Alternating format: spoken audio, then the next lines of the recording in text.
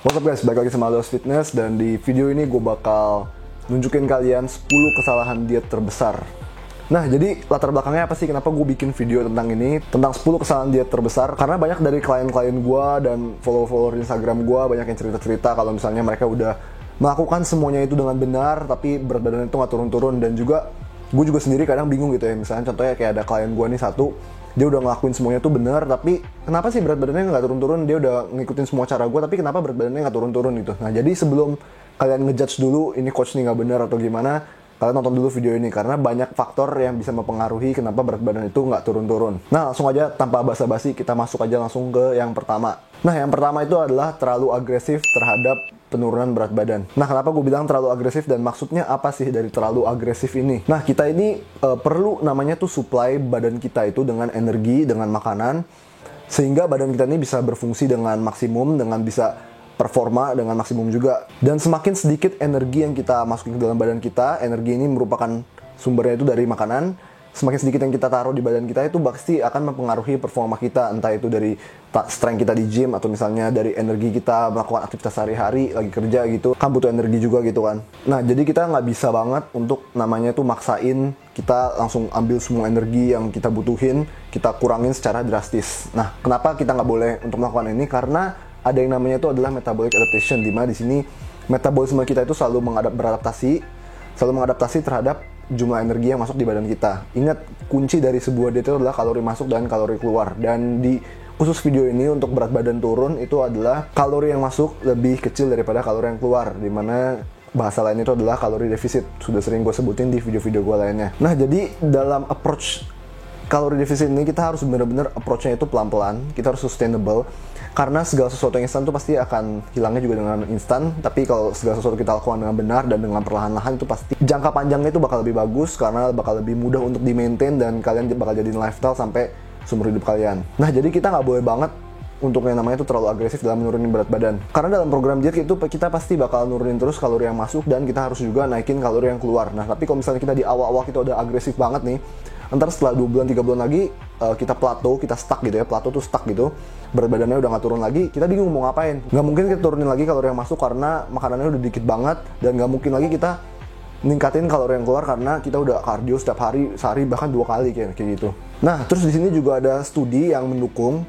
Mereka di sini membandingkan antara fast diet dan slow diet, di mana di sini orang yang fast diet itu mereka kalori defisitnya itu jauh lebih besar, dan yang slow diet itu kalori defisitnya itu biasa-biasa aja, santai-santai aja dietnya. Dan ternyata pada saat di akhir studi mereka ini, jumlah weight loss yang dihilangkan itu sama, jumlah berat badan yang turun itu sama, tapi yang fast diet ini memang dengan waktu jauh lebih cepat, dan yang slow diet ini dengan waktu yang lebih lama. Dan ternyata pada saat diteliti, berat badan yang hilang itu tuh bukan cuma lemak, tapi ternyata pada bagian yang fast diet itu banyak massa otot juga yang hilang. Nah, pasti kalian gak mau banget kan untuk kehilangan massa otot yang sudah kalian bikin susah payah. Karena jujur aja bikin otot itu jauh lebih susah daripada lu ngilangin lemak. Nah, jadi dalam proses diet ini lu pasti gak mau banget untuk kehilangan namanya massa otot. Nah, jadi walaupun hasilnya lebih lama kalau lu slow diet, tapi massa otot yang lu keep itu bakal jauh lebih banyak dibandingkan lu melakukan diet dengan cara cepat atau fast diet. Nah, jadi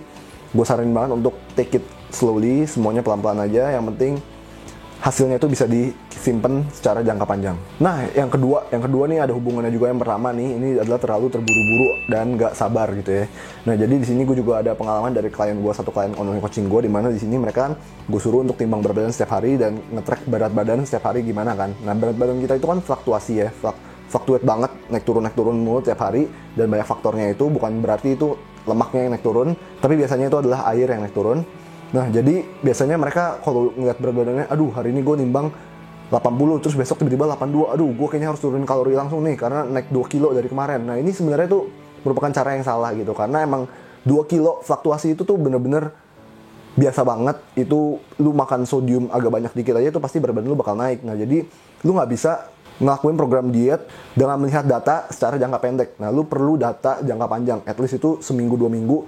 Nah, itu lu baru bisa nentuin lu harus naikin kalori apa turunin kalori. Nah, kayak gitu. Dan kenapa gue bilang nggak boleh terlalu terburu-buru, karena misalnya lu besok timbang berat badan lu naik terus lu langsung turunin kalori. Nah, ntar pada saat di 2 bulan atau 3 bulan lu pasti udah bingung nih mau turunin kalori lagi gimana ya, padahal makan lu udah tinggal 1000 kalori gitu. Nah, jadi nggak mungkin banget kan lu kalau misalnya lu hari ini nimbang, besok berat badan lu nggak turun, terus lu tiba-tiba langsung turunin kalori, nggak mungkin banget kan. Balik lagi ke poin yang pertama, tadi gue bilang bahwa metabolisme itu selalu adaptasi. Jadi lu perlu namanya naikin kalori yang keluar dan turunin kalori yang masuk. Dan kalau lu misalnya udah stuck dan lu udah makan di kalori yang rendah banget, lu pasti bingung mau ngapain lagi. Nah, jadi itu saran gue kenapa harusnya take it slowly dan jangan terburu-buru, harus sabar. Nah, yang ketiga, ini adalah nggak ada istirahat atau nggak ada yang namanya diet break, nggak ada breaknya. Nah, jadi ini merupakan salah satu hal yang fatal juga, karena badan kita itu perlu namanya istirahat. Jadi nggak bisa lu hajar terus badan kita setiap hari harus diet keras, harus bener-bener bakar kalori terus, dan harus berdefisit terus, itu nggak bakal bisa. Kenapa nggak bisa? Karena badan kita perlu namanya istirahat untuk memperbaiki hormon-hormon ada di badan kita. Karena pada saat kita diet,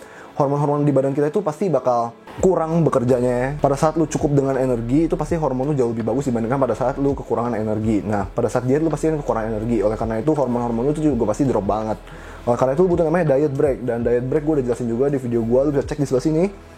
Dan gue nggak bisa tekenin lagi seberapa pentingnya namanya diet break, karena banyak banget orang yang udah diet bertahun-tahun nonstop dan mereka badannya gitu-gitu aja, nggak ada berhasil ya, tapi dietnya udah bertahun-tahun gitu nonstop. Nah, ini kasihan banget sama badannya. Jadi gue pengen tekenin sekali lagi bahwa lo harus cintai juga badan lo sendiri.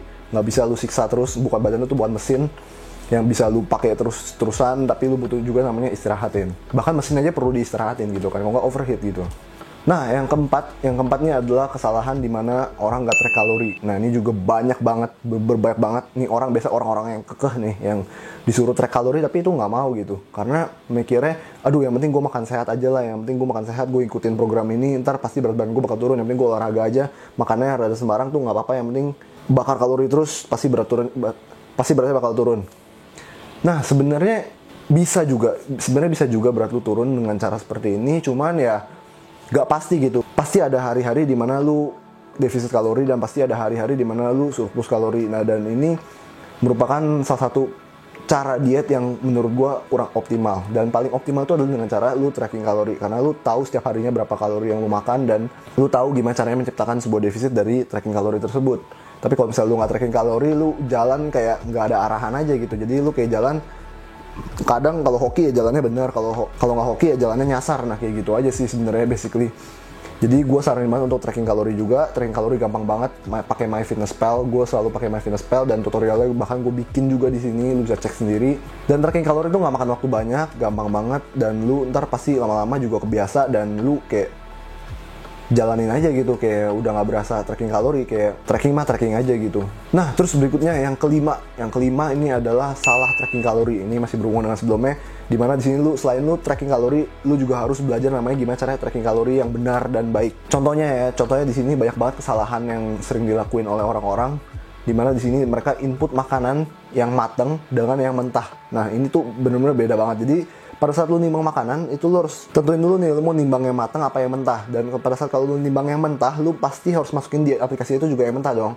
Nggak bisa lu masukin yang matang, karena lu bayangin aja nih, beras 100 gram dengan nasi matang 100 gram, kalorinya berapa? Nih gue tampil di sini. Beda jauh banget kan? Jadi perlu banget namanya tuh belajar gimana caranya tracking kalori yang benar. Jadi lu nggak salah input dan lu bisa ngakuin semuanya itu dengan benar lah pokoknya. Karena bisa aja misalnya lu lagi defisit kalori terus salah input makanan, misalnya kayak nasi tadi, kayak beras ya gitu. Kayak beras itu kan kalorinya lumayan banget ya. Misalnya ini beda sekitar 200 kalori dan lu kehilangan 200 kalori hanya karena salah input. Nah, kayak gitu aja sih sebenarnya. Jadi gue saranin banget untuk belajar caranya input kalori yang benar dan teliti dalam tracking kalori. Nah, yang berikutnya adalah nggak nimbang berat badan. Nah, dimana di sini lu itu bisa banget untuk lu nggak sadar gitu ya. Lu biasanya tuh orang nggak sadar bahwa mereka tuh lagi turun gitu berat badannya, atau mereka lagi naik berat badannya, karena berat badan kita tuh selalu fluktuasi. Dan dimana di sini gue selalu nekenin juga ke klien-klien gue bahwa lu harus banget untuk nimbang berat badan setiap harinya, dan lu tracking semuanya di entah di mana itu, di notes atau di HP lu atau dimanapun itu, yang penting lu catat semuanya dan lu harus ngeliatnya itu secara overall gitu, secara average overall ya. Jadi biasa gue ngeliatnya itu secara average dalam minggu pertama, minggu kedua kayak gitu, ntar gue bandingin, baru di mana di situ lu bisa ngeliat progress lu. Kalau misalnya average-nya turun ya artinya lu berada di jalan yang benar. Tapi kalau misalnya average-nya naik ya berarti lu masih di kalori surplus. Basically kayak gitu aja simpelnya. Nah, jadi lu nggak bisa cuman ngawang-ngawang aja lu kayak aduh gue udah makan sehat, udah tracking kalori, udah ngikutin semua yang diarahin oleh si bro ini, tapi lu nggak nimbang berat badan. Nah, ini nggak bisa banget, karena berat badan itu merupakan suatu angka yang eksak lah gitu, yang bisa lu track gitu. Jadi perlu banget untuk namanya nimbang berat badan. Berikutnya yang ketujuh adalah kekurangan air minum. Nah, dimana di sini kalau lu kekurangan air minum, badan lu tuh nggak bisa berfungsi secara proper gitu ya, nggak bisa berfungsi secara maksimal dengan baik. Dan kalau lu kurang air minum, berat badan lu tuh pasti bakal naik. Kenapa bisa begitu? Karena pada saat badan lu kekurangan air, tuh badan lu tahu. Jadi badan lu tuh bakal berusaha untuk memaintain air yang ada di badan dari makanan, dari minuman, biar badan lu tuh nggak kekurangan air. Dimana di sini bakal mengakibatkan berat badan lu tuh bakal naik besoknya karena lu kekurangan minum air di hari sebelumnya.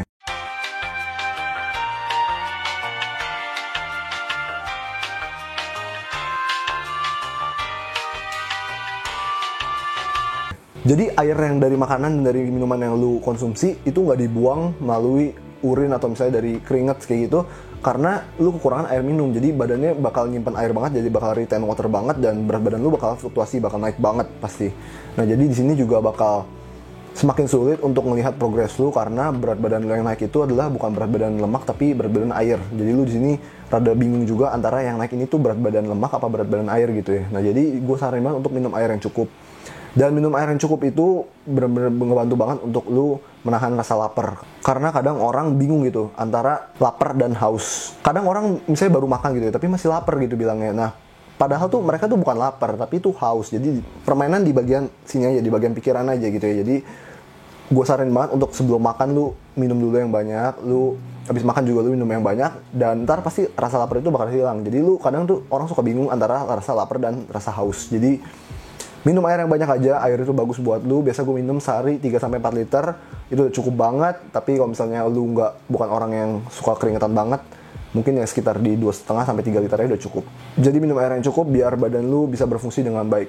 Yang kedelapan itu adalah kurang tidur. Dimana di sini kalau lu kurang tidur, hormon itu bakal berantakan banget. Contohnya itu adalah hormon ghrelin. Jadi hormon ghrelin itu apa sih? Hormon ghrelin itu yang bikin nafsu makan. Jadi pada saat hormon ghrelin lu naik, nafsu makan lu bakal naik banget. Jadi lu bakal menjadi semakin lapar karena lu kekurangan tidur. Nah, jadi gue saranin banget untuk tidur dengan cukup. Itu minimal 6-8 jam lah sehari, itu cukup banget. Tapi biasanya gue di 8 jam sehari udah oke banget, udah pas banget lah 8 jam sehari. Jadi lu tidur aja yang cukup 8 jam sehari biar hormon itu tetap terjaga semuanya dan lu nggak craving makanan yang aneh-aneh. Sehingga program diet lu bakal jauh lebih gampang untuk dijalanin. Nah, selain itu juga kalau lu kurang tidur, metabolisme lu bakal makin lambat. Bakal berdampak juga untuk weight loss lu. Metabolisme yang lambat artinya pembakaran lemak juga semakin lambat. Nah, yang ke-9 tuh adalah nggak melakukan namanya itu resistance training atau weight training. Nggak ngangkat beban gitu. Contohnya misalnya kayak cewek-cewek nih kan banyak banget nih. Aduh, gue nggak mau angkat beban, ntar bakal jadi berotot kayak gitu. Nah, jadi sebenarnya ini merupakan salah satu mindset yang salah, karena angkat beban itu nggak bakal bikin lu berotot. Cowok aja yang angkat beban itu susah banget berotot, apalagi yang cewek yang nggak punya testosteron, yang testosteronnya rendah gitu ya. Sedangkan cowok testosteronnya lebih tinggi jauh daripada cewek, itu susah untuk berotot gitu. Nah, jadi jangan takut namanya angkat beban. Kenapa gue bilang jangan skip namanya resistance training atau angkat beban? Karena otot itu sangat membantu banget untuk proses diet. Jadi semakin banyak otot yang lu miliki, itu kalori yang lu bakar itu juga bakal semakin banyak. Karena otot kita itu perlu makan gitu. Otot kita itu terus bekerja dan butuh namanya tuh kalori. Jadi pada saat lu memiliki otot yang banyak, itu pasti lu bakar kalori yang lebih banyak juga. Nah, selain itu dari looks-nya itu juga sangat berpengaruh. Misalnya contohnya kayak gue nih, gue dulu skinny fat gitu ya. Misalnya nih berat badan gue 70 kilo, terus sama sekarang berat badan gue 70 kilo. Nah, ini pasti jauh beda banget dong. Dari kelihatannya aja beda banget. Padahal body fatnya itu sama gitu, misalnya pada saat lagi di 15%, tapi kelihatannya jauh lebih beda dong, karena ada definisi dari otot. Nah, jadi oleh karena itu gue saranin banget untuk at least lu coba buat bikin otot lah, coba untuk grow otot, karena otot itu benar-benar ngebantu banget gitu. Dengan berat badan yang sama, lu bakal jauh kelihatan lebih bagus, lebih kurus pada saat lu punya otot. Nah, terus yang terakhir itu adalah stres. Nah, jadi di sini merupakan salah satu hal yang penting banget, dan ini gue juga masih struggling juga, karena stres itu merupakan salah satu hal yang benar-benar lu harus hindari, karena stres itu meningkatkan hormon kortisol lu, dan hormon kortisol ini benar-benar jahat banget buat namanya orang lagi diet gitu ya. Jadi pada saat kortisol lu tinggi, proses pembakaran lemak itu bakal jauh lebih lambat, dan hormon-hormon lain lu juga bakal jauh lebih jelek pada saat lu lagi stres. Nah, oleh karena itu lu sebisa mungkin jangan stres, lu enjoy aja, relax aja gitu ya. Karena pada saat lu stres ya progres lu juga makin hancur, dan pada saat lu progres lu hancur, ntar lu bakal makin stres lagi. Oleh karena itu enjoy aja, relax. Yang penting lu ikutin cara-cara yang benar, jangan terlalu overthinking gitu ya. Yang penting lu udah ikutin semuanya dengan benar, dan lu percaya aja hasilnya itu bakal datang ke lu. Jadi enjoy aja. Oke, jadi itu aja 10 kesalahan diet yang lu harus hindari yang bikin berat badan lu gak turun-turun. Nah, Coba komen di bawah ini, mana sih yang kalian alamin, kesalahan-kesalahan mana yang kalian alamin, dan gimana caranya kalian mau ngatasin kesalahan-kesalahan ini. Buat kalian yang masih bingung dengan caranya untuk menurunin berat badan atau naikin berat badan atau apapun itu tujuan goals fitness kalian bisa banget untuk email ke sini karena gue buat online coaching dan gue bakal bisa ngebantu lu untuk mencapai body fitness goals kalian. Jangan lupa like, comment, subscribe, and also stay dedicated for life. Again.